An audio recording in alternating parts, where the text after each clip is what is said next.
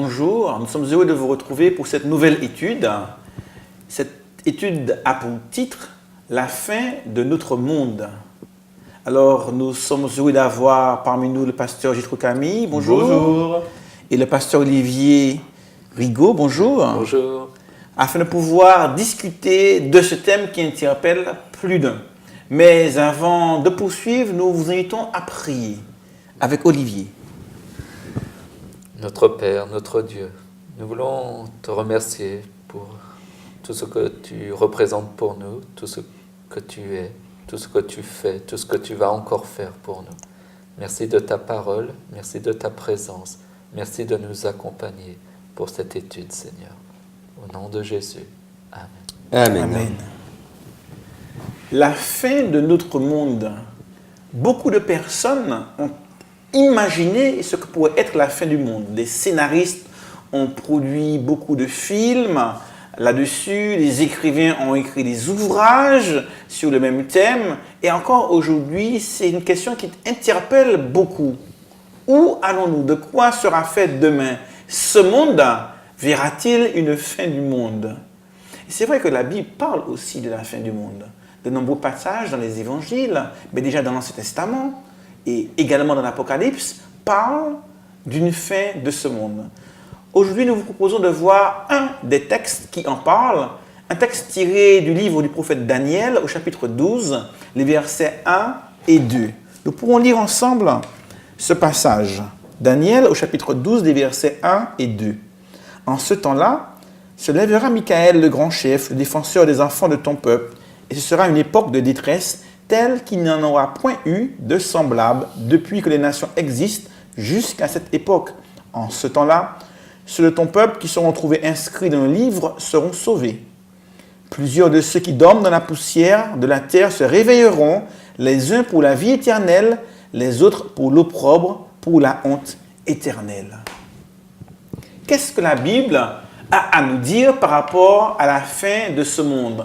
En tant que croyants chrétiens, quelle est notre conviction et en quoi est-elle remplie d'espérance? C'est vrai que le texte que nous avons lu corrobore d'autres passages de la Bible qui nous disent qu'à la fin des temps, eh bien, il y aura une résurrection des morts. Et donc que la mort que nous vivons depuis des siècles, des millénaires, n'est qu'un passage temporaire, parce qu'à la fin de toute chose, eh bien, chacun devra rendre compte devant Dieu des choix qu'il ou elle, eh bien, des choix qui ont été faits de leur vivant. Ceux qui ont fait le bien ressusciteront pour la vie, les autres pour le jugement éternel. Perspective assez troublante, et perspective remplie d'espérance, parce qu'il est question d'une vie au-delà de la mort. Une vie qui sera une vie éternelle pour ceux qui ont fait le choix de choisir la voie que Dieu propose à l'humanité. Quels autres messages d'espérance pouvons-nous trouver dans un thème aussi désastreux que celui de la fin du monde et qui bien souvent fait peur aux autres? Et oui, l'expression « la fin du monde » est une expression qui est entourée d'une imagerie calamiteuse, des explosions, des épidémies, voire des zombies pour certains films. On va dans tous les extrêmes. Mais je crois que l'expression que tu as employée, Jean-Jacques, « la fin de ce monde », tel que nous le connaissons, avec ces guerres permanentes, avec ces exploitations, avec l'esclavage, avec les maladies, la fin de tout cela, c'est une expression qui ne devrait apporter finalement que de la joie, que de l'espérance. J'ai été extrêmement touché par des témoignages de prisonniers qui demandaient pour les uns de rester en prison parce qu'ils sentaient au fond d'eux-mêmes qu'ils étaient tout à fait capables de recommencer à tuer, assassiner, violer, découper, etc. si on les relâchait. Et il y a même certains prisonniers qui demandaient sincèrement pour eux-mêmes la peine de mort parce qu'ils voulaient être délivrés de tout le substrat pulsionnel qui les poussait à commettre des atrocités et qu'ils considéraient eux-mêmes comme des atrocités. Et pour des gens comme ceux-là, l'idée de la mort et l'idée de la fin d'un certain monde, d'une certaine vie, c'est une idée de libération, c'est une idée de joie. L'idée de mourir et de ne plus être amené à faire le mal, c'est quelque chose qui réjouit ces personnes-là. Et je crois qu'à partir du moment où on a goûté à la lumière de Dieu, à partir du moment où on connaît le Seigneur, où on voit quelle transformation il apporte dans la vie, on est heureux de se dire qu'un jour, ce monde va terminer, tel que l'on connaît, et qu'on va vivre dans quelque chose de tout à fait fantastique, tout à fait merveilleux, où on apprendra pendant l'éternité des tonnes et des tonnes de choses. Moi, je rêve d'apprendre toutes les langues du monde, toutes les musiques du monde, enfin, et puis toutes celles de l'univers, je ne sais pas, ça va être quelque chose de fantastique. Je crois qu'amener les jeunes à réfléchir là-dessus, à se projeter, c'est déjà les amener à s'y projeter dès maintenant. Ça, c'est une autre dimension également.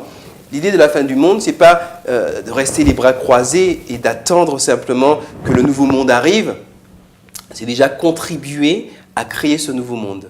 Dans notre esprit, la manière dont nous représentons nous-mêmes, dont nous représentons les autres, dont nous représentons la vie et ses objectifs, et également apporter cette lumière, propager, apporter cette lumière autour de soi. Et ça, c'est quelque chose de tout à fait extraordinaire. Donc, peut-être un dernier élément qu'on a évoqué dans une des leçons précédentes, c'est de se rappeler que les gens qui, dans la Bible, représentent le mieux Jésus, les gens qui représentent vraiment un niveau de spiritualité élevé, ce sont des gens qui se soucient finalement assez peu de leur statut.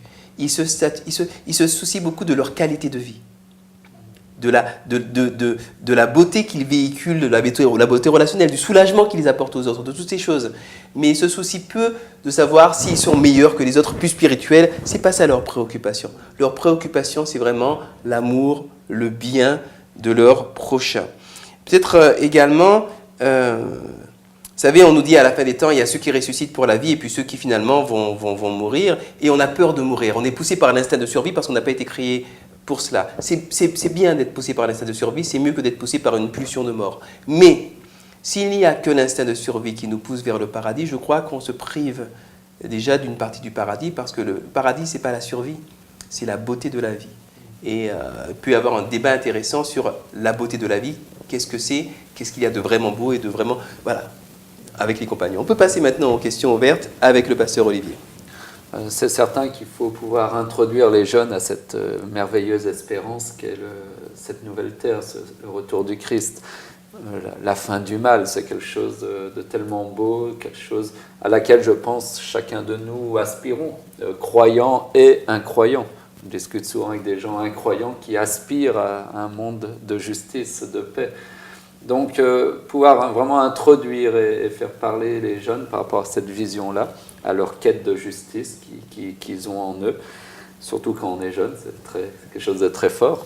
Mais aussi pouvoir leur permettre de projeter cette quête, cette espérance dans leur réalité présente, aujourd'hui.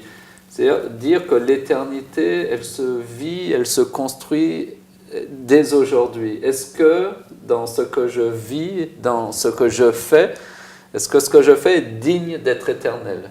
Si ce n'est pas digne d'être éternel, si ça n'a pas vocation d'être éternel, eh bien, laissons de côté toutes ces choses-là, périssables, mortelles, puisqu'elles ne sont pas appelées à être éternelles. Et inviter les jeunes à prendre plaisir, à trouver leur joie dans justement la loi de Dieu, dans la sainteté, dans la sanctification, et de pouvoir être les porteurs dès aujourd'hui de cette éternité. Voilà peut-être, Jean-Jacques, ce qu'on pouvait apporter comme question.